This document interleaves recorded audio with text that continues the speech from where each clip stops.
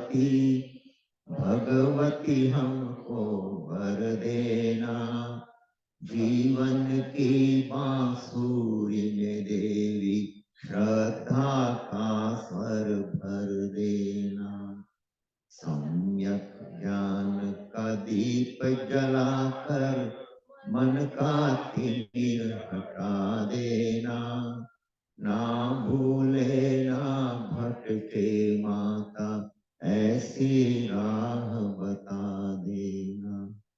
जय जिनेन्द्र। आप सौने मारा प्रणाम।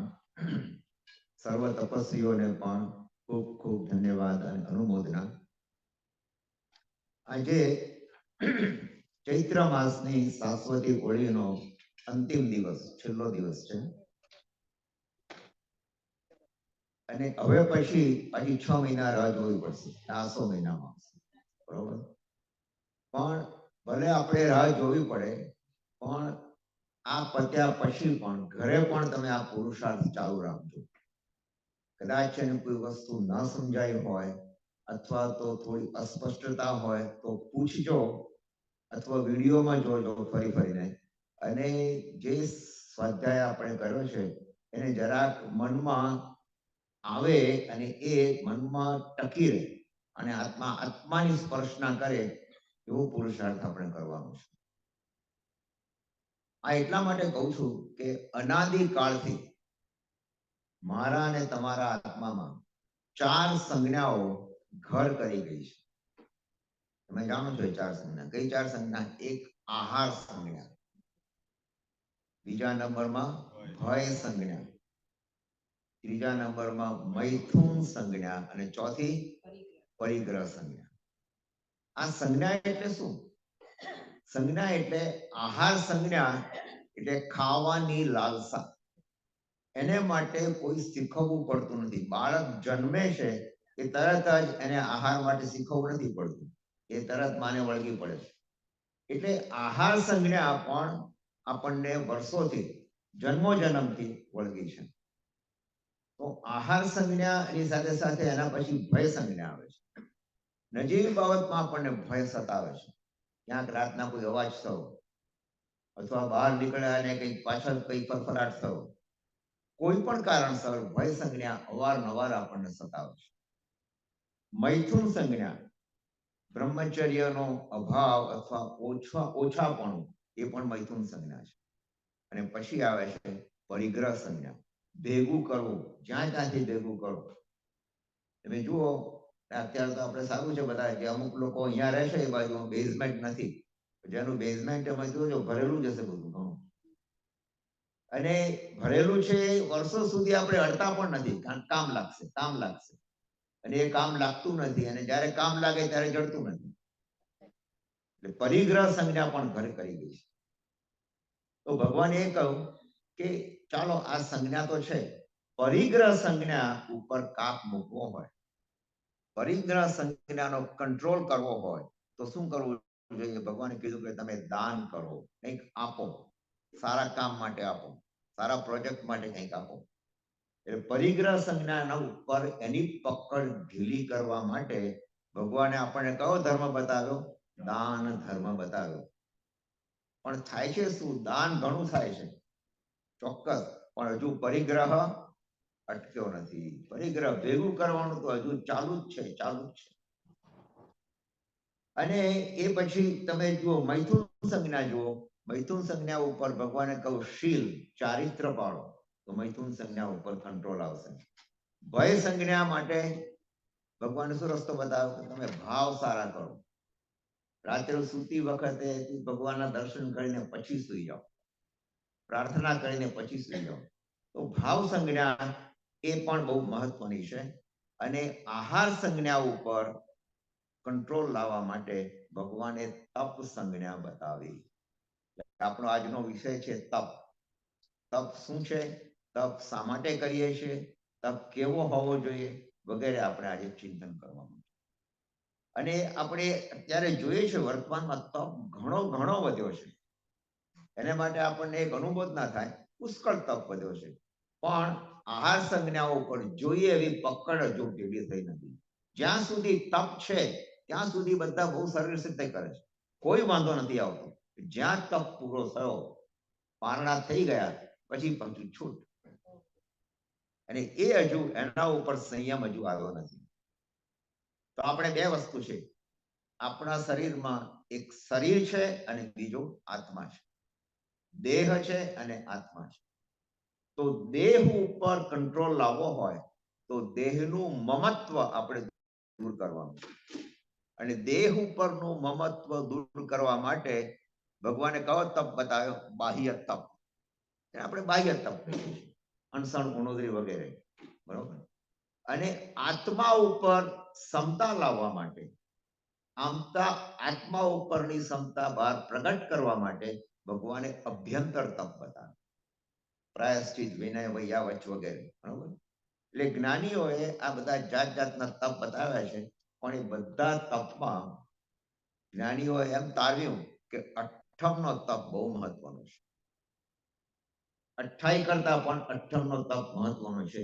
એને અઠ્ઠમના તપને એક માંગલિક તપ કીધેલું છે, કારણ કે એના પ્રભાવથી, અઠ્ઠમ તપના પ્રભાવથી જો વ્યવસ્થિત રીતે કરવામાં આવે તો એમ કહે છે કે દેવોને પણ સાક્ષાત હાજર થવું પડે છે. આપણે જોઈશું આગળ, એને તપાસીશું કેવી રીતે આ શક્ય છે. અને તપની અંદર એવું છે કે ક્યાંય પણ અતિરેક ન થવો જોઈએ. તપ કેવો હોય એ જો તમારે સમજવું હોય તો જ્ઞાનસાર ગ્રંથ, મોટા ભાગે બધા પાસે હશે જ બુક એની, જ્ઞાનસાર ગ્રંથના 31માં તપ અષ્ટક બતાવ્યો છે. તપ અષ્ટક એમાં 7મા નંબરના શ્લોકમાં કહ્યું છે, શું કહ્યું છે જુઓ. તદેવ હિ તપઃ કાર્યમ દુર્ધ્યાનમ યત્ર નો ભવેત યેન યોગાન હીયન્તે ચિંત્યન્તે નેન્દ્રિયાણી ચ. તપ કેવો હોવો જોઈએ? એ પહેલી વાત, દુર્ધ્યાનમ યત્ર નો ભવેત. તપ કરતા કરતા તપ કેવો હોય? તદેવ હિ તપઃ અર્થમ કાર્યમ. તપનું કાર્ય શું હોવું જોઈએ? તો પહેલી વાત એ કીધી, દુર્ધ્યાનમ યત્ર નો ભવેત. દુર્ધ્યાન ન થવું જોઈએ. સમજી લો, 3 વસ્તુ કીધી આ શ્લોકની અંદર. પહેલું કે દુર્ધ્યાન ન થવું જોઈએ. નંબર 2, બીજા નંબરમાં કીધું યે ન યોગા ન હિયન્તે. હિયન્તે એટલે હાનિ પહોંચવી. યોગા, યોગા એટલે કયા? મન, વચન અને કાયાનો યોગ, બરોબર. યે ન યોગા ન હિયન્તે, મન, વચન, કાયાના યોગોને હાનિ ન પહોંચવી જોઈએ. આનો અર્થ શું આપણે આગળ વિચારીશું. ત્રીજા નંબરમાં કીધું ક્ષીયન્તે ન ઇન્દ્રિયાણી ચ. નેન્દ્રિયાણીનો સંધિ છૂટી પાડો, ન ઇન્દ્રિયાણી ચ એટલે ઇન્દ્રિયોનો ક્ષય ન થવો જોઈએ. ઇન્દ્રિયો ઉપર જરા પણ પેલો લોડ ના આવવો જોઈએ, ક્ષય ના થવો જોઈએ. આવો તપ કરવા યોગ્ય છે. હવે દુર્ધ્યાન ના થવું જોઈએ. તપ કરો પણ મનમાં જો દુર્ધ્યાન થઈ ગયું હોય તો એનો અર્થ શું થયો? દુર્ધ્યાન કોને કહીએ છીએ? મનમાં ખોટા વિચારો આવે, કોઈના માટે આપણી લાગણી દુભાઈ હોય, અને જ્યાં તપ પૂરો થયો આવે કાલે પારણામાં શું મળશે, આ પણ એક પ્રકારનું દુર્ધ્યાન છે. મેં 28નું પચખાણ તો લીધું, પણ હવે ક્યાં લઈ નાખ્યું? પરાણે લેવું પડ્યું. બધા કરતા હતા ને મને પણ કહ્યું કે કર કર કર. 7 ઉપવાસ કર્યા હોત તો સારું હતું, કારણ કે પહેલી વાર 28 કરું છું અને ક્યાંક મારે પાછું કંઈક પ્રભાવના કરવી પડશે. જાત જાતના વિચારો આવે.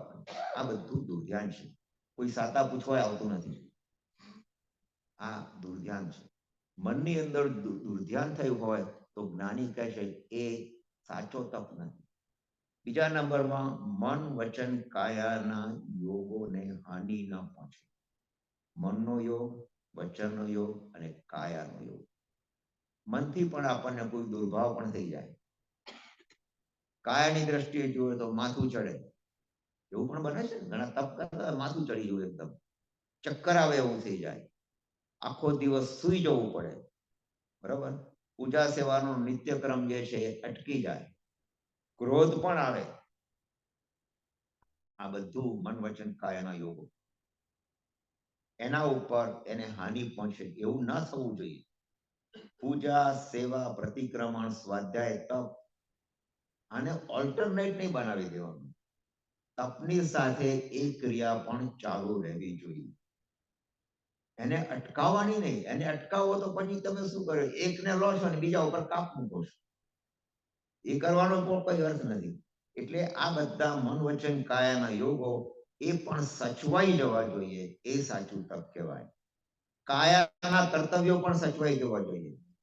અને તપ સાથે સાથે બીજા અનુષ્ઠાનોમાં પણ પ્રફુલ્લતા આવી જોઈએ અને આપણો આનંદ જળવાઈ જાય એવું તપ જોઈએ. મનની અંદર આપણો આનંદ એક રસ થવો જોઈએ. એટલે પહેલા નંબરમાં કીધું દુર્ધ્યાન, બીજા નંબરમાં કીધું મન, વચન, કાયાના યોગો, ત્રીજા નંબરમાં કીધું ઇન્દ્રિયોનો ક્ષય ના થવો જોઈએ. ઇન્દ્રિયોનો ક્ષય થવો એટલે શું? ઇન્દ્રિયોને પરાણે દબાવવી પડે. ભૂખ લાગી છે અને ખાવાનું સામે છે પણ છતાં પણ આપણને દબાવવી પડે. નહીં નહીં, આજ તો મારે તપ છે. નહીં નહીં, તું જા, અત્યારે મોઢામાં પાણી આવે છે. ક્યારે પાણી થાય ને ક્યારે લો. આપણે કહીએ કે મારા માટે સાચવી રાખજો પાણા સુધી. આ બધું ઇન્દ્રિયોને દબાવવાનો પુરુષાર્થ છે. આપણે ઇન્દ્રિયોને સંયમમાં રાખવી જોઈએ. અને બીજું એ પણ થાય મનમાં, તપના કારણે બીજાની સેવા પણ દેવી પડે. એનો અર્થ શું થયો? આપણી ઇન્દ્રિયો સક્ષમ નથી, આપણી ઇન્દ્રિયો વીક થઈ ગઈ છે, એટલે આપણે બીજાની સેવા લેવી પડે છે. બરોબર? અને કુટુંબીજનો ઉપર ગુસ્સો પણ આવી જાય. તપમાં માણસ થઈ પણ જાય. ડોક્ટરની દવા ચાલુ હોય લેવી જ પડે તો ધારણા અભિગ્રહથી પછતાણ લેવું પડે, પણ એ પણ ન લીધું હોય. વીર વિજય મહારાજ સાહેબની નવપદની પૂજામાં આવે છે ને, તપ કરીએ સમતા રાખી ઘટમાં. આ બધું આની અંદર આ જ છે. આખી તપ ઉપર જ કહ્યું છે. તો તપ એટલે શું? બીજી રીતે જો કેવું હોય તો આપણી 5 ઇન્દ્રિયો અને મન એ માલિક થઈને બેઠા છે તમારા મારા ઉપર, ખરું કે? પણ તપ કરવાથી એની માલકિયત આપણે ખસેડી લઈએ છીએ. તપ કરવાથી આપણે લઈ લઈએ છીએ. 5 ઇન્દ્રિયો અને મન આપણા ઉપર ચડી બેઠા છે, આપણા માલિક થઈને બેઠેલા છે. તો એ પ્રક્રિયા 24/7 ચાલ્યા જ કરે છે. અને એ આ 6 ના માલિક ભાવમાં દૂર કરવા માટે જે શક્તિ આપણે વાપરીએ, જે પુરુષાર્થ કરીએ, એનું જ નામ તપ. એનું જ નામ તપ. તપને આ છે. આપણે શું કરીએ છીએ? આપણી ઇન્દ્રિયો અને જે મન એને કંટ્રોલમાં રાખવા માટે આપણે આ તપ કરીએ છીએ. તો શ્રેણિક મહારાજા ભગવાન મહાવીરને પૂછે છે કે પ્રભુ, આપના 14,000 શ્રાવકો છે, એમાં શ્રેષ્ઠ કોણ છે? તમે કોને કહેશો ભગવાનને? તો મુનિવર 14,000માં પૂર્ણ ચડતે પરિણામ. મુનિવર 14,000માં પૂર્ણ ચડતે પરિણામ. અને ભગવાન જવાબ શું આપે છે? વીર જીણંદ વખાણીઓ ધન ધનનો અણગાર. એકવાર વાત કરી હતી, આ ધનના અણગાર. ધનનો કરોડપતિ હતા એક વખત, બધું છોડી દીધું અને જે દિવસે એમણે ચારિત્ર લીધું એ દિવસથી છઠના પારણે છઠ. પારણામાં લુખું સૂકું ખાવાનું. એટલે ક્યાં સુધી? છેક સુધી, જ્યાં સુધી એ છૂટ્યા નહીં ત્યાં સુધી સતત અંતિમ શ્વાસ લીધો ત્યાં સુધી આ છઠને પારણે છઠ ચાલતું. બરોબર? તો શું કર્યું એમણે જીવનભર શું કર્યું? 3 વસ્તુ કરી જે આપણે આગળ લીધી. દુર્ધ્યાન ક્યારે પણ થયું નથી. દુર્ધ્યાન ઉપર એટલે કંટ્રોલ આવી ગયો. પછી મન, વચન, કાયાના યોગો ઉપર પણ સંયમ આવી ગયો. અને ત્રીજા નંબરમાં ઇન્દ્રિયોનો ક્ષય ન થયો. આ સાચો તપ કહેવાય. આ સાચો તપ. તમે કેટલો તપ કરો છો, અઠ્ઠાઈ કરો છો, માસખમણ કરો છો, અનશન કરો છો, ઉપવાસ કરો છો, એનો કાંઈ મતલબ નથી. જે કંઈ કરીએ આપણે, પણ આપણે સ્વાવલંબી રહીને, આપણી જાતે આપણો પુરુષાર્થ કરીને એ રીતે તપ કરીએ એ ખરું મહત્વનું છે. અને એવા ઘણા બધા આજના કાળમાં તો ધન્યવાદ આપીએ આપણે, કેટલા બધા તપસ્વીઓ આગળ બહાર ગયા છે. અને એમાં પણ આચાર્ય શ્રી પૂજ્ય હંસરત્ન મહારાજ સાહેબ, હવે તો આચાર્યની પદવી મળી ગઈ. હંસરત્ન મહારાજ સાહેબને માટે કંઈ કહેવું પડે? એમણે 7 વખત 180 ઉપવાસ કર્યા, 7 times. પણ એમણે શરૂઆત કઈ 180 થી નથી કરી. શરૂઆતમાં ધીમે ધીમે કરી. એટલે મારી પાસે એનો રેકોર્ડ છે. 3 વખત એમણે 33 ઉપવાસ કર્યા, 6 વખત માંસ ખમણ કર્યું, 2 વખત 31 ઉપવાસ, 5 વખત 32 ઉપવાસ, અને પછી ગાડી આગળ વધતી ગઈ. 38, 45, 52, 68, 91, 95, 108 એમ કરતા કરતા 180 પહોંચ્યો. પણ આ બધું 490 દિવસના ઉપવાસમાં, 490 દિવસની અંદર 408 ઉપવાસ કરે. 490 દિવસમાં 408 ઉપવાસ કરે. વિચાર કરો તમે કેટલા દિવસ ખાધું હશે, કેટલા દિવસ, વિચાર કરો. એટલે આ બતાવે છે શું, અને આ કરતી વખતે પણ, આ કર્યા પછી પણ તમે ટીવી ઉપર કે વોટ્સએપમાં કે જેમાં જોયું હશે, એમને 3 વસ્તુ ઉપર કંટ્રોલ હતો. કયું? દુર્ધ્યાન ન થયું, મન વચ્ચેના કાયાનો યોગો ઉપર કોઈ હાનિ ન પહોંચી, બરોબર. અને ત્રીજા નંબરમાં ઇન્દ્રિયો ઉપર સંપૂર્ણ સંયમ રાખ્યો અને પ્રસન્નતા જાળવી રાખી. ગમે તેવો તપ કરો પણ ચિત્ત ઉપર પ્રસન્નતા હોય તો એ તપ ઝળકે છે. નહીં તો મારું માથું ચડી ગયું, મને આ થઈ ગયું, મને તે. અને જ્ઞાની કહે છે કે ધારો કે તમને દવા લેવાનું ડોક્ટરે કહ્યું હોય, તો તમે ધારણા અભિગ્રહથી નક્કી કરો કે મારે દવા લેવી પડે છે, પ્રભુ તો દવા લેવાની છૂટ. હવે તમે દવા ન લો, ઘણા લોકો નથી લેતા, ન લો કે આજે ચાલશે, નહીં લો, કાલે નહીં લો, અઠમ છે ને નથી લેવી, છઠ છે તો 2 દિવસ ચલાવી લો, ઉપવાસ છે 1 દિવસ ચલાવી લો. એ ચલાવી લેવામાં આપણે આપણા ઉપર, આપણા જે શરીરમાં જે તકલીફ છે એના ઉપર જોર કરીએ છીએ. ભગવાને ના પાડી છે, ના પાડી છે. અને ધારો કે મનની સમાધિ પણ નંદવાઈ જાય તો પણ જરૂર પડે તો, મને યાદ છે અમદાવાદની અંદર ઘણી વખત આ દાખલો આપેલો છે. અમારા દૂર દૂરના સગામાં એક બેન હતા, એમને સખત અઠાઈ કરી હતી અને છેલ્લો દિવસ હતો, છેલ્લી રાત એમ કહી તો ચાલો.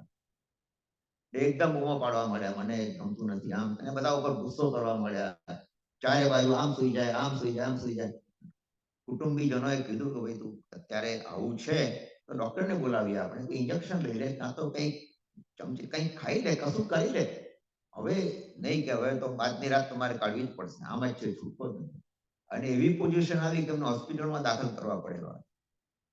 પછી કંઈક અચાનક મારે જવું પડ્યું, મને બોલાવ્યા, ત્યાં હું ગયો અને મેં એમને કીધું, મેં કીધું બેન તમે આ શું કરો છો? આ તમે તપ કરો છો તો ખરેખર છે, પણ તમારું દુર્ધ્યાન થાય છે અહીંયા. તમારી મનની સમાધિ ટકી રહી નથી અને તમે પચખાણ લીધું છે. અને પચખાણમાં આપણે કહીએ છીએ મહત્તરા કારણમ સર્વ સમાહિ મત્યા કારણ. સર્વ સમાહિ, સમાહિ એટલે સમાધિ, સર્વ સમાહિ મત્યા કારણ. ધારો કે તમારી સમાધિ ખંડિત થતી હોય તો એની પણ છૂટ છે, એમાં પણ છૂટ છે. એની અંદર તમારે ધારણા અભિગ્રહનું પચખાણ લઈ લો. મન ઉપર પ્રસન્નતા જો નંદવાતી હોય, પ્રસન્નતા ઉપર જો જોર પડતું હોય તો એ તપ કરવાનો કોઈ અર્થ નથી. આપણો તપ એવો હોવો જોઈએ કે મનની અંદર પૂરેપૂરી પ્રસન્નતા જળવાઈ રહે. અને વીર વિજયજી મહારાજ સાહેબ નવપદની પૂજામાં એક સરસ વાત કરી, તદ ભવ મુક્તિ જાણે જીનવર. તો તપનો મહિમા શું બતાવે છે? તદ ભવ એટલે એ જ ભવમાં, જે ભવમાં ભગવાનને કેવળ જ્ઞાન થવું, એ જ ભવમાં. તદ ભવ મુક્તિ, હું મુક્ત થવાનો છું, મને મોક્ષ મળવાનો છે, ભગવાન જાણે છે. તદ ભવ મુક્તિ જાણે જીનવર, 3 ચૌ જ્ઞાને નિયમા. એમને 3 જ્ઞાન કે 4 જ્ઞાન તો હોય જ છે, હજુ મોક્ષ થયો નથી, બરોબર. તો એ તપ આચરણ નવી મૂકે, તો પણ એ તપ છોડતા નથી. અને અનંત ગણો તપ મહિમા, ઓ પ્રાણી તપ પદને પૂજી. કેટલી સરસ વાત કરી. આવું છે છતાં પણ ભગવાન તપ કરે છે. ખરેખર જોવા જાવ ને તો ભગવાન તપ કરતા નથી, તપ થઈ જાય છે. તમે સમજ્યા? આ બાળ જીવોને સમજાવવા માટે અહીંયા એમ કીધું કે ભગવાન પણ તપ કરે છે. મહાવીર સ્વામી ભગવાને આ બધું કર્યા પછી પણ તપ ચાલુ રાખ્યો તો એમ કહી શકીએ. પણ ભગવાને રાખ્યો નતો, થઈ ગયો હતો. જે ભગવાને આટલા વખત સુધી ધ્યાનમાં રહી કૌશક ધ્યાન 6 મહિનાના 24 ઉપવાસ કર્યા હોય, એ ભગવાન શું કરે? એ ભગવાનથી થઈ ગયું હોય, એમને કોઈ વિચાર કરવો પડતો નથી. ભગવાને કેવળ જ્ઞાન થયું ત્યાર તો પણ તપ એમણે ચાલુ રાખ્યો, પણ બાહ્ય તપની સાથે અભ્યંતર તપ પણ હતો. અભ્યંતર તપ હતો. એ તપની વ્યાખ્યા એ રીતે પણ આપી શકાય, વાસનાઓને ક્ષીણ કરવા માટે અને જરૂરી આધ્યાત્મિક બળ મેળવવા માટે શરીર, ઇન્દ્રિય અને મનને જે તપાવે તેનું નામ તપ. ફરી એકવાર, વાસનાઓને ક્ષીણ કરવા માટે અને આધ્યાત્મિક બળ મેળવવા માટે શરીર, ઇન્દ્રિય અને તપને તપાવે એનું નામ તપ. તપની સાધનાથી થાય શું? આપણે તપ કરીએ તો આપણે જનરલી કહીએ છીએ કર્મો બળે છે, બરોબર ને? કર્મની નિર્જરા થાય છે. તપસા નિર્જરા ચ. તપથી નિર્જરા પણ થાય છે અને સંવર પણ થાય છે. પરંતુ તમને એક એક્ઝામ્પલ આપું, નિર્જરા થાય છે એનો અર્થ શું? ધારો કે આપણે દૂધ હોય, એ દૂધને ની અંદર પાણી, ચા બનાવો પાણી નાખીએ, થોડું પાણી નાખીએ છીએ ને, અને પછી એને ગેસ ઉપર મૂકીએ છીએ અને ગેસ ચાલુ કરીએ છીએ. અને શરૂઆતમાં શું થશે? ગેસ ચાલુ થતું પાણી બળવા માંડશે, પાણી બળશે, બરાબર? અને પછી અંદર વગેરે કરી, તો આ તપેલી દૂધ, ગેસ અને પાણી એને આપણા આત્મા સાથે સરખાવો. જો તપેલી છે શરીર છે, સમજો બરાબર? તપેલી શરીર છે. હવે તપેલીને ગેસ પર મૂકીએ છીએ તો ગેસ શું થઈ ગયો? તપ. ગેસ એ તપ છે. આપણા શરીરને આપણે તપાવીએ છીએ.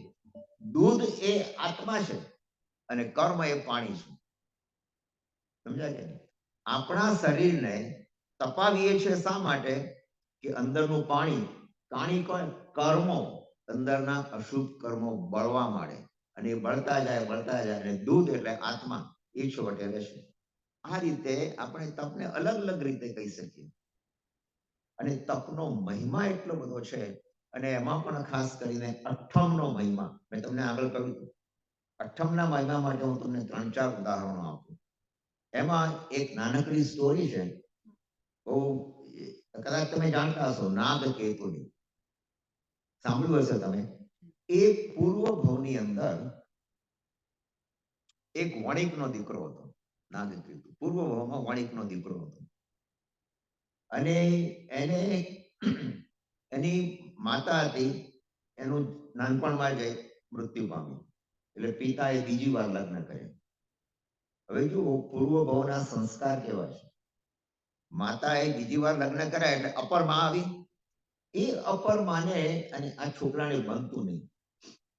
અપર માં આના ઉપર બહુ ક્રોધિત થયા કરે અને બહુ જ એના ઉપર કોઈ જાણે એને વેરનો ભાવ ન હોય એટલો બધો એને મારે પણ ખરો. વગર કારણે પણ મારે, વગર કારણે ક્રોધ કરે, વગર કારણે એને જાત જાતનો આનો ઉપર એ કરવા માટે. તો પેલો બહુ અકળાયો છોકરો, જરા મોટો થયો થોડો ઘણો, બહુ અકળાયો. તો એને એક મિત્રએ એને સલાહ આપી, કલ્યાણ મિત્ર આપણે કહીએ.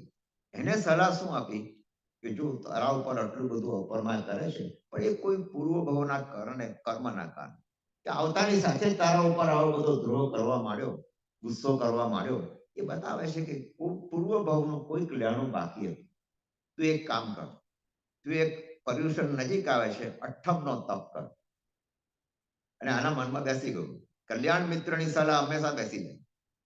એને મનમાં બેસી ગયું, હું અઠ્ઠમનો તપ કરું. તો એ બસ મારે અઠ્ઠમનો કરવો છે, અઠ્ઠમનો કરવો છે, એમ કરતા કરતા એ ઘરે આવ્યો. થોડાક મોડું થઈ ગયું રાતના. તો પેલી માં એકદમ અકળાઈ ગઈ. આટલા તો મોડી રાત્રે આવે છે, બિચારો થોડોક જ મોડો પડ્યો હતો. કાઢી મૂક્યો એને બહાર.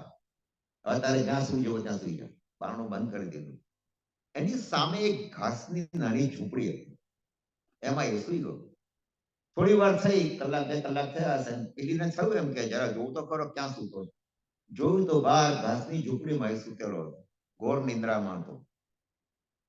હવે જુઓ, રોષ કેવો કામ કરે છે, ક્રોધની પરાકાષ્ઠા કેવી છે. એને એકદમ થઈ ગયું કે આ સારો લાગશે.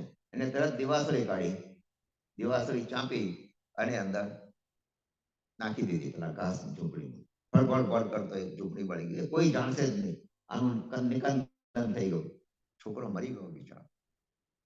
બરોબર, મરી, અને મર્યા પછી જુઓ તપનો ભાવ હતો ને, મારે અઠમનો તપ કરવો છે. બીજા ભાવની અંદર એ શ્રીકાંત નામનો એક શેઠ છે, એને ત્યાં એને જન્મ લીધો. 4-6 મહિના થઈ ગયા, પર્યુષણ નજીક આવતા હતા, તો શ્રીકાંત શેઠને ત્યાં પણ પરિવારના જે સભ્યો હતા એ બધાએ નક્કી કર્યું કે આપણે આ વખતે બધાએ અઠમનો તપ કરવો છે. બધાએ અઠમનો તપ કરવો છે. મનમાં નક્કી કર્યું કે અઠમનો તપ ચાલ્યો. દરેક પરિવારને, એની માને પણ એમ થયું, એ છોકરો જન્મ્યો ને એને, એની માને પણ, તો એનું નામ હતું નાગકેતુ. એ નાગકેતુ 6 મહિનાના થયો અને પર્યુષણ નજીક આવ્યા, અને વાત જ આ ચાલતી અઠમનો તપ. પેલા આ અવાજ એના કાનમાં ગયો, નાગકેતુના, અઠમનો તપ, અઠમ. એને શું યાદ આવ્યું? એનો પૂર્વ ભાવ યાદ આવ્યો. ઓહો, પૂર્વ ભાવમાં કે મેં આ કર્યું હતું, આ ધ્યાન કર્યું હતું. જાતિ સ્મરણ જ્ઞાન થયું એને, અને એ જ્ઞાનથી એને શું કર્યું, જયારે પર્યુષણ આવ્યા ને શરૂ થયા, એને માતાનું સ્તનપાન કરવાનું બંધ કરી દીધું. એક દિવસ બંધ. બહુ કોશિશ કરી, બીજા દિવસે પણ નહીં, ત્રીજા દિવસે પણ નહીં. હવે નાનું બાળક હોય 4-6 મહિનાનું, અને આવી રીતે 3-3 દિવસના ઉપવાસ હોય, શું થાય? એકદમ સંકોચાઈ ગયું એને, અને એક સ્થિતિ એવી આવી ગઈ કે બેભાન થઈ ગયું. ઘરના બધા ભેગા થઈ ગયા, બેભાન થઈ ગયું છે બાળક. કોણ જાણે એ વખતે ભાઈ ડોક્ટર કોણ હશે, કોણ નહીં હોય, પણ બધાએ નિર્ણય શું લીધો કે આ બાળક મૃત્યુ પામ્યું છે. ખબર એવી પોઝિશનમાં જ હતો, મૃત્યુ પામ્યું છે. હવે જલ્દી એના અગ્નિ સંસ્કાર, કોઈ કીધું કે ના, આના નાના બાળકનો શું અગ્નિ સંસ્કાર? ખાડો ખોદીને એને દાટી દીધું. એ વખતે અઠમના તપનો મહિમા શું છે જુઓ, મનની અંદર ભાવ કેવો છે એને. બાળકને તો બિચારાને કઈ ખબર ના પડે, તો ભાન નતું, પણ અચાનક જ ત્યાં આગળ એ વખતે રાજાના માણસો આવ્યા કરે, આવીને કહે છે કે હવે તમારા વંશમાં કોઈ રહ્યું નથી. રાજ્યનો નિયમ છે કે જો કોઈ વંશ લેવલો ન હોય, એટલે કોઈ છોકરો ન હોય, તો બધી સંપત્તિ રાજ્યના ભંડારમાં જવી જોઈએ. આવો એક નિયમ હતો, એટલે બધી સંપત્તિ આપી દો. આ જયારે થયું ત્યારે ધર્મેન્દ્ર નો એકદમ આસન કંપિત થયું. ધર્મેન્દ્ર ખુદ આવી ગયો, હાજર, બ્રાહ્મણ બનીને આવ્યો. કહે છે કે શા માટે તમે આ બધી સંપત્તિ લઈ જાઓ છો? તો એને કહ્યું કે આ તો નિયમ છે રાજાનો. કે આ કયો નિયમ છે? તો કોઈ ન હોય અથવા મૃત્યુ પામ્યું હોય તો ભાઈ કોને મૃત્યુ પામ્યું? કે આ બાળકને દાટી દીધો છે, એ બાળક જીવે છે. ઇન્દ્ર પોતે બ્રાહ્મણનું રૂપ લઈને આવે છે, ખાધો ખોદાવે છે, બાળક જીવતું. ખુદ રાજા આવે છે જોવા માટે આ શું ચાલી રહ્યું છે. અને એ વખતે રાજાને શિખામણ આપવા માટે એ બ્રાહ્મણ નું રૂપ જે લીધેલું હતું ઇન્દ્રે, એ પોતે દેવનું રૂપ લઈ લે છે અને કહે છે કે જુઓ, આ બાળક એ ખૂબ ભાગ્યશાળી છે અને એ જીવતો છે, તમારા માટે લાભદાયી છે.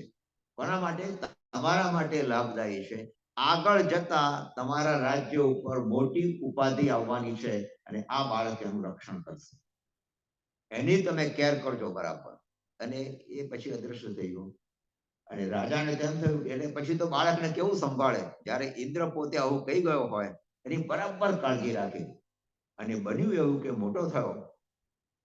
એ વખતે ગામની અંદર કોઈક એવો ક્રૂર માણસ હશે જેને રાજા સાથે અને પ્રજા સાથે પણ અણબનાવ જેવું હતું. એ મૃત્યુ પામીને વ્યંતર થયો, કારણ કે એને કહ્યું કે મારે બદલો લેવો છે. વ્યંતર દેવ થયો, પ્રેતાત્મા કોઈ હતો, એ વ્યંતર થયો. અને પછી એને એમ થયું કે આના ઉપર આખા ગામને હું સાફ કરી દઉં. એ મેસેજ જો પહેલાના કાળ, અત્યારે આપણે એઆઈ ની વાતો કરીએ છીએ, પહેલાના કાળમાં આવું જ એઆઈ હતું. એ કાળની અંદર પણ પેલાને મેસેજ મળી ગયો. કોને? નાગકેતુને, જે હવે મોટો થયો છે. એને મેસેજ મળી ગયો કે આ લોકોને મારવા માટે આ પેલો પ્રેતાત્મા ઉપર છે. અને એ ગયો મંદિર ઉપર, ત્યાં મંદિર હતું, મંદિરના શિખર ઉપર, કે ત્યાં એક હાથ ઊંચો કરીને એનો ઉભો રાખ્યો. આમ કર્યું. પેલાએ મોટી શિલા બનાવી, વિકુરવી, પોતાના શક્તિથી શિલા બનાવી, અને શિલા ઉપરથી નાખે છે, આખું ગામ સાફ થઈ જાય. પણ પેલા એ પોતાએ હાથ કરી અને શિલાને રોકી દીધી. કહ્યું તું ને ઇન્દ્રએ કે તમે આ ગામને બચાવશે, એને બચાવ્યો. બોલો, ઇન્દ્રએ આ શિલાએ પેલા બાળક તો હવે મોટો થઈ ગયો, નાગ કેતુ એવું કહ્યું. કહેવાનો મતલબ શું છે કે આ અઠ્ઠમ તપનો કેવો પ્રભાવ છે. અઠ્ઠમ તપ, પણ જ્યારે જ્યારે આ તપ કરીએ ત્યારે આવું કંઈક નું કંઈક બને છે.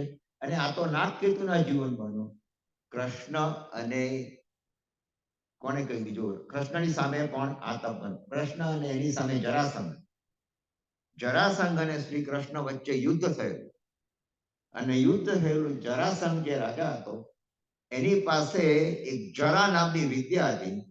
જૂના કાળમાં આવું બધું બહુ ચાલતું. એ વિદ્યાર્થી એ નાખી, એને આમ બોલ્યો અને તરત જ આખું સૈન્ય ઊંઘી ગયું. ઊંઘ આવી ગઈ, મૂર્છિત થઈ ગયા બધા. એટલે કૃષ્ણ વિચારવા પડી ગયા કે હવે શું કરવું. તો એના જે ભાઈ છે, નેમનાથ ભગવાન છે ને, પિતરાઈ ભાઈ, નેમનાથ ભગવાને કહ્યું કૃષ્ણને કે તું એક કામ કર, અઠ્ઠમનો તપ કર. અઠ્ઠમનો તપ કરશે, પદ્માવતી હાજરાજોર થઈ જશે. અને એમની પાસે તું આમ માગજે કે પાતાળ લોકની અંદર પાર્શનાથ ભગવાનની એક પ્રતિમા છે, એ પ્રતિમા એ લાવી અને તને આપે. એ પ્રતિમાનું સ્નાત્ર પૂજા કરી એનું જળ, અભિષેક જળ આ સૈન્ય ઉપર નાખજે, બધા જાગતા થઈ જશે. ઇન ધ મીન ટાઈમ આ સૈન્યને હું સંભાળી લઈશ, આક્રમણ ના કરે એ રીતે. અને એવું જ બન્યું. કૃષ્ણએ અઠ્ઠમનો તપ કર્યો અને પદ્માવતી હાજર થઈ ગયા. મારું શું કામ પડ્યું તો કે પાતાળ લોકમાં પાર્શનાથ ભગવાનની પ્રતિમા છે, એને લઈ આવો અને એને મારે સ્નાત્ર જળ કરીને છાંટવું છે. પદ્માવતી લાવીને આપે છે. આ બધું થયું. કહેવાનો મતલબ અઠ્ઠમ તપનો મહિમા કેવો છે. ત્રીજા મહોપાધ્યાય યશોવિજયજી મહારાજ સાહેબને આપણે એકવાર વાત કરી હતી. મહોપાધ્યાય યશોવિજયજી મહારાજ સાહેબ જ્યારે આગળ ગયા, એમના ગુરુ નય વિજયજી સાથે કાશીમાં ભણવા માટે જાય છે ને, રસ્તામાં સરસ્વતીનું મંદિર આવે છે. મેં તમને વાત કરી. તો યશોવિજયજી મહારાજ સાહેબને થયું, અઠ્ઠમનો તપ કર્યો, સરસ્વતી દેવી પ્રસન્ન થયા. અઠ્ઠમનો તપનો મહિમા કેટલો છે. હેમચંદ્રાચાર્યના જીવનમાં, અને એ સરસ્વતી પ્રસન્ન થયા, જીભ ઉપર બેસી ગયા હતા. એટલે પેલો દાખલો આપે ને, પ ફ બ ભ મ, સરસ્વતી દેવી જ કરાવે છે, એ આવે જ નહીં ભાષા. અને આ બાજુ હેમચંદ્રાચાર્યના જીવનમાં પણ આવું બન્યું. હેમચંદ્રાચાર્ય શું થયું, પેલા કુમારપાળ રાજા એનું થયું ને, 5 ઋતુના ફૂલ જોઈએ, 5 ઋતુના ફૂલ મારે ભગવાનની ઉપર આંગી કરવી છે. 5 ઋતુના ફૂલ લાવવા ક્યાંથી વખત. હેમચંદ્રાચાર્યજી અઠ્ઠમનો તપ કર્યો, દેવીને પ્રસન્ન કરી, શાસન દેવી, અને કહ્યું કે આવી ઘટના છે, 5 ઋતુના ફૂલ ઉગાડો. અને થોડા 2-3 દિવસમાં જોયું તો ફૂલો ઉગી ગયા. આ બધું જ અઠ્ઠમના તપનો આટલો મહિમા છે. તપનો મહિમા આપણે વાત કરીએ છીએ. તત્વાર્થ સૂત્રની અંદર સરસ કહ્યું છે, શ્લોક છે, ઈચ્છા નિરોધ તપ. તપનો અર્થ શું? ઈચ્છાનો નિરોધ. નિરોધ એટલે ઈચ્છા ઉપરનો સંયમ. ઈચ્છાને જ ખતમ કરી નાખો. નહીં તો એક ઈચ્છા બીજી 10 ઈચ્છાઓને લાવશે અને એનો કોઈ અંત નથી. ઈચ્છા ઉપરનો સંયમ, એનું નામ જ તપ. મારે આજે આહાર વાપરવો નથી, બસ એ જ ઈચ્છા, એના ઉપરનો પૂર્ણ સંયમ. પણ અહીંયા તો આહારની વાત નથી કરી. કોઈ પણ પ્રકારની ઈચ્છા, એના ઉપર તમે સંયમ. એક મોક્ષ સિવાય, મોક્ષની ઈચ્છા બરાબર છે, કારણ કે છેલ્લી ઈચ્છા છે, બરોબર. એટલે આ બહુ સરસ છે. ઇન્દ્રિયો એ સાધન છે, સાધ્ય નથી. જુઓ, સાધ્ય શું છે? ઈચ્છા નિરોધ. તમે તપ કરો છો, તમે કેવું, એ સાધન છે. ઈચ્છા નિરોધ એ તપ છે. જો એ કર્યું અને ઈચ્છાઓ પરનું નિયંત્રણ ન થયું તો પુણ્ય મળ્યું આપણને, પણ તપ ન થયું. સમ્યક તપ ક્યારે કહેવાય? કે તપ ઉપર, એ જે ઈચ્છા ઉપર નિરોધ થાય. એટલા માટે તમે જ્યારે ખમાસણ દીધો ત્યારે પેલો દુહો આવ્યો હતો ને, કયો દુહો હતો? ઈચ્છા રોધે સંવરી, પરિણતિ સમતા યોગે રે, તપતે એ જ આત્મા, વર્તે નિજ ગુણ ભોગે રે. ઈચ્છા ઉપરનો સંયમ. ઈચ્છા રોધે સંવરી એટલે શું થયું? ઈચ્છા ઉપરનો સંયમ. પરિણતિ સમતા યોગે રે, એ સમતા ભાવમાં પરિણમવી જોઈએ. તપતે એ જ આત્મા, એ આત્મા વર્તે નિજ ગુણ ભોગે રે, એ પોતાના આત્માના ગુણમાં ભોગે છે, આવી જાય છે. આ બધું તપની વાત કરીએ આપણે, અને તપનું વાત કરતા હવે એક બીજી વાત બહુ મહત્વની, તપ જ્યારે કરીએ છીએ આપણે, શાસ્ત્રમાં ત્યાં સુધી કીધું છે, એનો એક એક્ઝામ્પલ આપ્યો કે તમારે એક પ્લાન્ટ ઉગાડવો હોય તો બીજને વાવવું પડે ને, બીજને વાવવું પડે અને પાણી, ખાતર, પ્રકાશ બધું આપવું પડે, બરોબર? પણ આ બીજ એ ગમે જ્યારે જો બળી ગયું હોય કોઈ કારણસર, કદાચ છે ને આપણે ન કર્યું, પાણીના પ્રકાશ ન મળ્યો તો બીજ શું થાય? બળી જાય. બીજ બળી ગયા પછી તમે ગમે તેટલું પાણી નાખો, ગમે તેટલો પ્રકાશ આપો, ગમે તેટલું ખાતર આપો, વૃક્ષ ઉગશે એમાંથી ફળ ફૂલ નહીં પેદા થાય, બરોબર? અને તમે આપણે રોજ જોઈએ, ધારો કે ખાલી દીવો પ્રગટાવવો હોય ને, તો દીવો પણ અમુક સુધી ઘી નાખ્યા કરો, પણ ધારો કે આપણે કોઈ કારણસર સરસ ચૂપ થઈ ગઈ ને પેલો દીવાની દિવેટ એકદમ કાળી પડી ગઈ છે, એકદમ કાળી, બરોબર? હવે તમે પ્રગટાવવા જાઓ તો પ્રગટશે? કારણ કે એ દિવેટ બળી ગઈ છે, દિવેટ બળી ગઈ છે. આ ઉદાહરણથી કહેવા શું માંગે છે કે ઉપવાસ તમે કરો કે તપ કરો તો તમારી જે અંદરની વાસના એ તદ્દન બળી જવી જોઈએ, ક્ષીણ થઈ જવી જોઈએ. ક્ષીણ થવી જોઈએ એ પણ એ ખતમ થતી નથી. મારી તમારી આપણી જે અંદરની આહારની વાસના છે, ખતમ થતી નથી. કારણ કે તપનું આપણે કરીએ છીએ, પારણાની રાહ જોઈએ છીએ, પારણું થઈ ગયું પછી ચાલુ, જે કંઈ ખાવાનું, પીવાનું, આ તે બધું ચાલુ રહેશે. એ ના થવું જોઈએ.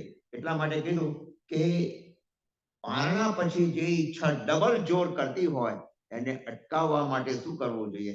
એને ક્ષીણ કરી નાખો. ક્ષીણ થઈ ગઈ એક વખત પછી તરત જ એ વાસના ખતમ થઈ ગઈ.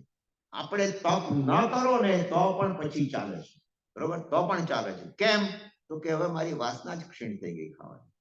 ખાવાનું બંધ કરવાની ના નથી પાડી, પણ એની વાસના કે મારે આ જોઈએ, તે જોઈએ, એ ન હોવું જોઈએ. તમે જાણો છો 6 પ્રકારના બાહ્ય તપ, અનશન અને ઉણોદરી. એ શું કરે છે? ભોજન ઉપર સંયમ અપાવે. પછી છે વૃત્તિ સંક્ષેપ અને રસ ત્યાગ. એ ભોજનમાં વપરાતા દ્રવ્યો ઉપર સંયમ. કયા દ્રવ્યો તમે વાપરો છો એના ઉપર સંયમ લાવે છે. કાય ક્લેશ અને સંલિનતા, એ કાયાની કેળવણી ઉપર સંયમ. બરાબર? આ 6 પ્રકાર થયા ને, અનશન, ઉણોદરી, વૃત્તિ સંક્ષેપ, રસ ત્યાગ, કાય ક્લેશ અને સંલિનતા. આ ભોજન ઉપર સંયમ કરીએ છીએ આપણે, ત્યારે શું થાય છે? હવે તમે જો સાયન્ટિફિકલી વિચાર કરીએ કે આપણા શરીરને જ્યારે ભોજન લઈએ છીએ આપણે, તો ઘણી વખત જો વધારે ખવાય તો ઊંઘ આવે છે. તો શું થાય છે?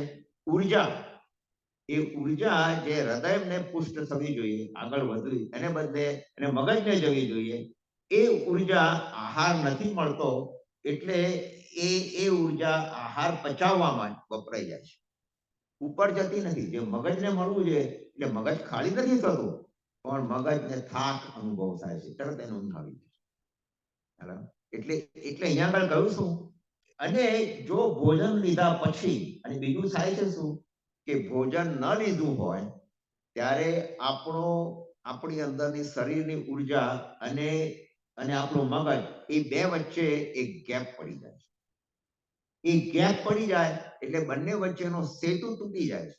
સેતુ તૂટી જાય એટલે હું શરીર છું અને આત્મા એ મારાથી જુદો છે એનું ભાન એ વખતે થાય છે, જ્યારે ભોજન નથી મળતું ત્યારે. ત્યારે આવું બની જાય છે. શરીરને આહાર ન મળે એટલે શરીર અને આત્મા વચ્ચેનો સેતુ જે હતો ને, બ્રિજ, એ ત્યાં આગળ બ્રેકડાઉન થઈ જાય. એટલે આત્માને જોવાની એક અણધારી તક આપણને પેદા થાય. ક્યારે? જ્યારે ઉપવાસ કરીએ છીએ તો કોઈ પણ તપ કરી બે ઘડી આત્માનો વિચાર આવે. બાકી તો ક્યાંય દાડો આત્માનો વિચાર આવતો જ નથી જ્યારે ખાવાનું હોય ત્યારે. એ આત્મા ઉપરનો વિચાર આવ્યો એ જ બતાવે છે કે હવે તમે સહેજ નજીક ગયા. ઉપવાસ, ઉપ એટલે નજીક આવવું, વાસ એ નજીક, આત્મા સાથે નજીકમાં રહેવું, ઉપવાસ, આત્માની નજીક રહેવું, બરોબર? એટલે ઉણોદરી પણ ખરેખર તો જો પહેલો અનશન કીધું, પછી બીજા નંબરમાં ઉણોદરી કીધું. અનશન એટલે ઉપવાસ, ઉણોદરી એટલે ખાવું પણ સંયમપૂર્વક ખાવું. તો ઉણોદરીને અઘરો તપ કીધો છે ઉપવાસ કરતા. તમે ઉપવાસ કરતા પણ ઉણોદરી કરો ને તો એ તપ ચડિયાતો છે. કારણ શું કે વચ્ચેથી થોડું ખાવું એનો અર્થ શું થયો કે સારી વસ્તુ ખાવામાં આવી હોય તો આપણને છોડવાનું મન નથી થતું. થોડોક ખાધો, ચટકો લાગ્યો એટલે પછી આપણે થોડું લાવી દે, એક ચટકી વાર આપી દે. પીરસવા વાળા હોંશથી આપે છે, આટલા પ્રેમથી તું આપે, ચાલ એક વધારે, અને આપણે ખાધે રાખીએ છીએ. એ ઉણોદરી સ્વેચ્છાએ ત્યાગ કરવો એ ઉણોદરી છે. અને તપને કીધો છે, જુઓ યશો વિજયજી મહારાજ સાહેબે 67 બોર્ડની સજ્જાએ લખી છે ને સંકિતના, એમાં 5મા નંબરની સજ્જાને તપ પ્રભાવક કીધો છે. એમણે 8 પ્રભાવક બતાવ્યા, 8 પ્રકારના પ્રભાવક, જુદા જુદા 8 ભેદ છે કે આવા આવી જો ક્વોલિટી હોય તો એ વ્યક્તિઓ સંઘની સામે પ્રચાર કરે છે, જૈન ધર્મનો પ્રચાર કરે છે. એમાં બધા જ, પણ 5મા નંબરનો કોણ છે? તપ પ્રભાવક. શા માટે એમણે તપને પ્રભાવક કીધો? કે તપને જોઈને પણ અનુમોદના થાય. એના માટે એક સરસ કીધું, તપ ગુણ ઓપેરે રોપે ધર્મને. તપ ગુણ ઓપેરે રોપે ધર્મને, લોપે નહીં જીન આણ. આશ્રવ લોપે રે નહીં કોપે કદા, પંચમ તપસી તું જાણ. આનો અર્થ બહુ સરળ છે. તપ ગુણ ઓપે રે, ઓપે એટલે શોભતો હોય. આત્મા તપસ્વી તપ ગુણથી શોભે, બરોબર. રોપે ધર્મને, એ ધર્મની રોપણી કરે છે. લોપે નવી જીન આણ, ભગવાનની આજ્ઞા એ છોડતો નથી, લોપ કરતો નથી. આશ્રવ લોપે રે, આશ્રવનો લોપ કરે છે. આશ્રવ એટલે આવતા કર્મોને અટકાવે છે. નહીં કોપે કદા, તપસ્વી કદી ક્રોધી ન હોવો જોઈએ. એ 5મા નંબરનો તપસ્વી પ્રભાવક. પંચમ તપસી તું જાણ, એ 5મા નંબરનો પ્રભાવક છે. છેલ્લે આપણે એક બે વાત કરી અને પૂર્ણ કરીએ. પૂજ્ય શ્રી ચંદ્રશેખર મહારાજ સાહેબના શિષ્ય કોણ? હેમ વલ્લભ મહારાજ સાહેબ. તમે એમની સ્ટોરી જાણો છો. હેમ વલ્લભ મહારાજ સાહેબે ત્યાં જ્યારે લખ્યું હતું એ વખતે એ એમની આજ્ઞા હતી કે ભાઈ તું કંઈક કર, આયન બિલ નું કર. તો ક્યાં સુધી કરવું? જ્યાં સુધી તારા થાય ત્યાં સુધી કર. હેમ વલ્લભ મહારાજ સાહેબે કીધું કે હું આયન બિલ નું તપ મારે એવું કરવું છે કે મારા આયન બિલ નું પારણું આવતા ભાવમાં થાય. એનો અર્થ શું થયો?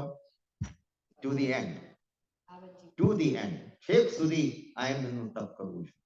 વિચાર કરો, હેમ વલ્લભ મહારાજ સાહેબના આ જ્યારે આ મેં લખ્યું ત્યારે આ જીવન આયનની પ્રતિજ્ઞા તો લીધી, 30 વર્ષના અત્યાર સુધીના દીક્ષા પર્યાયમાં 10,500 ઉપર આયનબિલ કર્યા, 9,000 થી વધુ ગિરનાર ઉપર ચડીને યાત્રા કરી.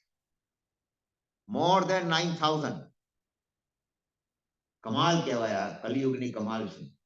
અને અમે જ્યારે ગિરનારની યાત્રા કરતા હતા ત્યારે મેં એમને જોયેલા છે. બહુ દૂર હતા એ લોકો, એ પણ ચડતા હતા સામે. અને બધી વાતો ઘણી બધી આવે છે કે એમણે સિંહ પણ જોયો હતો, સિંહ પણ બાજુમાં ચાલતો.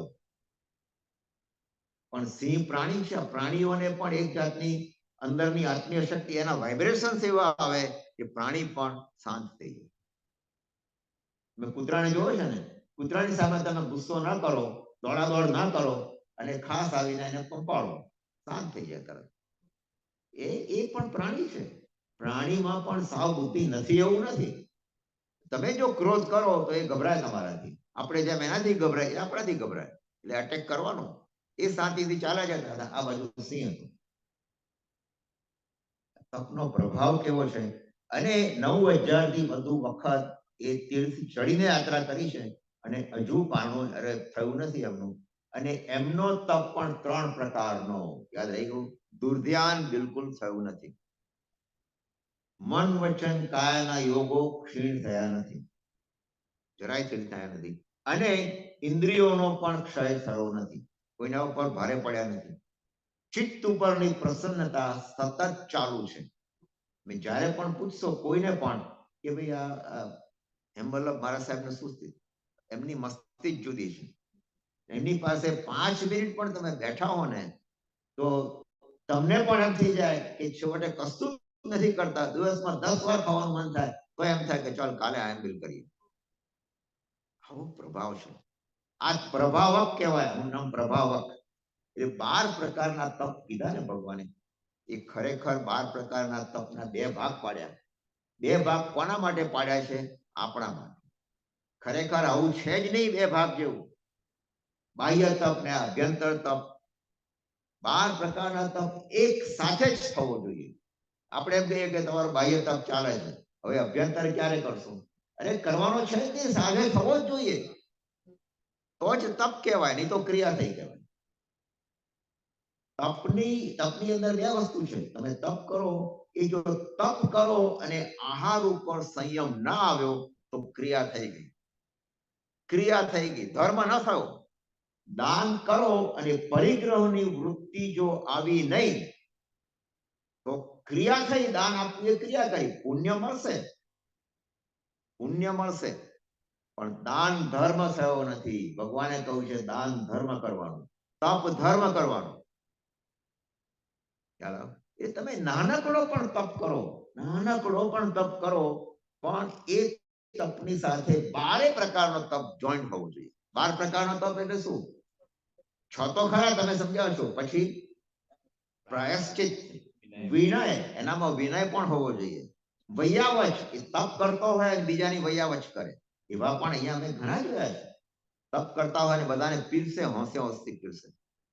મારા બોસ્ટનના પર્યુષણ હતા, મેં એક ભાઈને જોયું હતું, 28 કરેલી, અને એટલા હોશથી બધાને પીરસે. દરરોજ તપેલા ઉચકીને લાવે, આ લાવો, તે લાવો, આ વિચાર કરો. આ 12 પ્રકારના તપની એક તમને લાઈન કહું છું. આ તપ થઈ ગયું. વૈયાવચ, સાધના કરે, સ્વાધ્યાય કરે, ધ્યાન કરે, અવસર કરે, આ થઈ જાય છે. એટલે આમાં ભેદ તો આપણા માટે પાડ્યા છે, બાળ જીવો માટે. ભેદ છે જ નહીં. એક તપ કરો એટલે 12 પ્રકારના તપ આવી જવા જોઈએ, જો કર્મની નિર્જરા કરવી હોય તો. કર્મની નિર્જરાનો હેતુ અંદરથી છે, પણ બહારથી આપણે પારણાની રાહ જોતા હોઈએ, આ બધું કરતા હોય. ઓહો, મારે તો આજે 8મ છે, 28 છે. મેં ઘણાને જોયા છે, પર્યુષણના દિવસો હોય એટલા સરસ, જ્યાં વ્યાખ્યાન શ્રવણના દિવસો છે, એ દિવસોમાં ઘેર જઈ અને મૌન લઈ લે, બેસીને મૌન. ઘણાને જોયા છે, મૌન લઈ અને 28 કરી મૌન લઈ લે. પહેલા 2-3 દિવસ તો બરાબર, પછી મૌન એવું રાખે બસ, જયારે ઊંઘ આવે ત્યારે ઊંઘી જાય. કેમ? તો કે મારે મૌન છે. અમને ઉઠાડતા નહીં, એમને મૌન છે. આ મૌન શું કામનું? આવા દિવસોમાં ભગવાને કહ્યું છે, જે વખતે જે કાર્ય ચાલતું હોય, જેનું મહત્વ હોય, એમાં આપણું યોગદાન હોવું જોઈએ. મૌન રહીને પણ તમે વ્યાખ્યાન શ્રવણ કરી શકો છો. કાં તો મૌન રહીને હું નવકારવાળી ગણું, આ ગણું, તે ગણું, એ ના ચાલે. તપ નથી. અને ઇવન ક્રિયામાં પણ ઘણી વખત ભલીવાર કેમ નથી આવતો? ક્રિયા કરતા હોય, આજે નવકારવાળી ગણતા હોય, એકાદ કોઈએ ચડાવો લીધો હોય પક્ષાળનો, ઓહો તમે રહી જાઓ, આપણે પક્ષાળનો ચડાવો છે, મેં લીધેલો છે, તમે કરો. એટલે મૂકો નકારવાળી પડતી, અડધી ગણાઈ હોય ને પડતી મૂકો, ઉભા થઈને ત્યાં કરવા જાય. આ શું કરીએ છીએ? આ માત્ર ક્રિયા કરીએ છીએ, માત્ર ક્રિયા કરીએ છીએ. એની પાછળ જે આપણો ભાવ છે તપનો, જે આપણે મળવું છે કે કંઈક પામવું છે, એ નથી. એટલા માટે આ બધી ક્રિયાઓ જ છે. એટલે બાહ્ય તપ કરો તો આહારનો ત્યાગ છે, પણ અભ્યંતર તપ કરવો સાથે થઈ જવો જોઈએ. કારણ કે અભ્યંતર તપમાં શું છે? કષાયોનો ત્યાગ છે.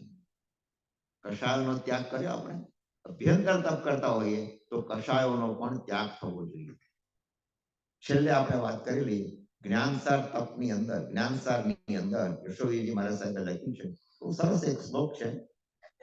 એ 31મા અષ્ટકમાં શ્લોક નંબર 1, તમે જ્યારે હાથમાં આવે જ્ઞાનસાર તો વાંચજો. એમાં શું લખે છે? જ્ઞાનમેવ બુધા પ્રાહુ કર્મણા તાપના તપઃ તદ અભ્યંતરમેવેષ્ટં બાહ્યમ તદુપબ્રહ્મકમ. આનો અર્થ શું છે? બહુ મજાનો અર્થ છે. આ કહે છે જ્ઞાન મેવ બુધા પ્રાહુ. બુધા એટલે એ બોધ પામેલા, પ્રાહુ એટલે પંડિતો. પંડિતો જે જ્ઞાની પંડિતો છે એ શું કહે છે તપ માટે? શું કહે છે? કર્મણા તાપના તપ. કર્મણા તાપના તપ, કર્મને તપાવનાર તપ છે. વાત તદ્દન સાચી છે. કર્મને તપાવનાર તપ છે. કેવું છે? તદ અભ્યંતર મેવ ઇષ્ટમ. એટલે તદ અભ્યંતર એટલે શું કીધું? એ અભ્યંતર તપ એ જ ઇષ્ટ તપ છે, એ જ સાચો તપ છે. આપણા માટે કીધું અભ્યંતર. ખરેખર તમે કીધું ને બારે સાથે જ ચાલે છે, પણ એમણે અભ્યંતર તપ ઉપર ભાર મૂક્યો છે. તદ અભ્યંતરમ, અભ્યંતરમેવ એટલે ઈવ અષ્ટમ. એ અભ્યંતર તપ એ જ ઇષ્ટ છે. ઇષ્ટમ એટલે ઇષ્ટ છે. બાહ્યમ તદુપબ્રહ્મકમ એટલે બાહ્ય તપ માત્ર એને ધક્કો આપે છે, એને વધારનાર છે. બાહ્ય તપ શું કરે છે? એ તપને વધારે છે. સાચો તપ તો આ જ છે. એમની દ્રષ્ટિએ આ રીતે કહેવા જઈએ તો કર્મના તાપના તપઃ, કર્મને તપાવનાર તપ એ બીજા નંબરમાં કીધું એ જ કર્મને સાચો, કર્મને તપાવનાર હોવાથી સાચો તપ છે જ્ઞાન. જ્ઞાન એવ ઉદાપ્રાહુ, જ્ઞાન એ જ સાચો તપ છે. અહીંયા આગળ જ્ઞાનને મહત્વ આપ્યું. જ્ઞાન એટલે શું? આપણી સમજણમાં હોવું જોઈએ કે હું શું કરું છું, એનું નામ જ્ઞાન. તદ્દન કહો તો જે કઈ પ્રવૃત્તિ તમે કરો, તમે અહીંયાથી કોઈ પ્રોજેક્ટ લીધો હોય, તમને ખબર હોય કે મારે શું કરવાનું છે, એ મારું જ્ઞાન. હવે એ બરાબર એની અંદર પૂરેપૂરા અંદર ડૂબી જાઓ. એ જ કહે છે જ્ઞાન તમે લો તો જ્ઞાનની અંદર પણ ડૂબી જાઓ. એ જ્ઞાન એ કર્મના તાપના તપ, કર્મ વિશેનું જ્ઞાન, તપ વિશેનું જ્ઞાન એ કર્મને તપાવે છે. એટલે જ્ઞાનને મહત્વ આપ્યું. જ્ઞાનસાર અષ્ટકમાં આ તપ વિશે લખે છે. અને તદ અભ્યંતર એવ ઇષ્ટમ એટલે એ અભ્યંતર તપ એ જ સાચો તપ છે. બાહ્યમ તદ ઉપબ્રહ્મકમ, બાહ્ય તપ એને માત્ર પુશ કરે છે, એને પ્રેરણા આપે છે, એને ધક્કો મારે છે. બંને મહત્વના છે. માત્ર અભ્યંતર તપ પણ થતું નથી, એ બાહ્ય તપ સાથે જ ચાલે છે. એટલે ટૂંકમાં શું છે? બાહ્ય કહો કે અભ્યંતર તપ કહો, બારે પ્રકારનો તપ એક સાથે થવો જોઈએ. બારે પ્રકારનો તપ. ફરી એકવાર, તમે તપ કેટલો કરો છો, કેવો કરો છો, અને અઠ્ઠાઈ કરો કે માંસ ખમણ કરો, એના કરતા પણ ખાલી ગુણોત્તરી વાળાને પણ પુણ્ય વધુ મળે. વિચાર કરો તમે. તપને ગુણા નંબર ઓફ કેટલા કર્યા ઉપવાસ એની સાથે કઈ સંબંધ નથી. એનો સંબંધ છે આપણા આત્મા સાથે. આટલું કર્યા પછી આત્માને પૂછો કે આત્મામાં તમે કઈ અનુભવ કર્યો? બહારમાંથી આપણે આવીને અંદરમાં ઉતરવાનો ઉપયોગ કર્યો. આપણો ઉપયોગ પાંચેય ઇન્દ્રિયોનો બહાર જાય છે. એ બહારમાંથી ખસેડીને ઉપયોગ આત્મામાં લાવવાનો કોઈ પુરુષાર્થ કર્યો? બસ આ પુરુષાર્થ જો થાય તો એ બસ એ તપ થઈ ગયો તમારો. એ તપ થઈ ગયો. ચાહે ઉણોદરીનો તપ હોય કે ઉપવાસનો તપ હોય. અને એ જ્યારે આપણને જ્ઞાન આવશે, એ જ્ઞાન આવશે તો આહાર ઉપર સંયમ એની મેળે આવવાનો છે. તો આહાર ઉપર સંયમ આવશે. સમય થઈ ગયો છે અને મને 2-3 મિનિટ તમે કહું હતું કે મને આપજો, તો અત્યારે આપણે તપ ઉપરની જે ચર્ચા છે એ અહીંયા આગળ પૂરી કરી અને ત્યાં આગળ હું પૂર્ણાહુતિ કરું છું. આપ સૌને શાંતિથી સાંભળવા બદલ ખૂબ ખૂબ ધન્યવાદ. તમારી તપશ્ચર્યા વગેરે સારી રીતે ચાલતી કરશે. અંતિમ માંગલિક કરીએ પહેલા એ કેવું હતું તમારે? શું કહેવું? અંતિમ માંગલિક કરવી. ચત્તારી મંગલમ હરિહંતા મંગલમ સિદ્ધા મંગલમ સાભૂ મંગલમ કેવલી પન્નતો ધમ્મો મંગલમ. ચત્તારી લોગુત્તમા અરિહંતા લોગુત્તમા સિદ્ધા લોગુત્તમા સાહુ લોગુત્તમા કેવલી પન્નતો ધમ્મો લોગુત્તમો. ચત્તારી શરણમ પવજ્જામિ અરિહંતે શરણમ પવજ્જામિ सिद्धे शरणं पवज्झामि साहू शरणं पवज्झामि केवलीपन्नतं धम्मं शरणं पवज्झामि उपसर्गाः क्षयं यान्ति छिद्यन्ते विघ्नवल्लयः मनः प्रसन्नतामेति पूज्यमाने जिनेश्वरे सर्वमङ्गलमाङ्गल्यं सर्वकल्याणकारणं प्रधानं सर्वधर्माणां जैनं जयति शासनम्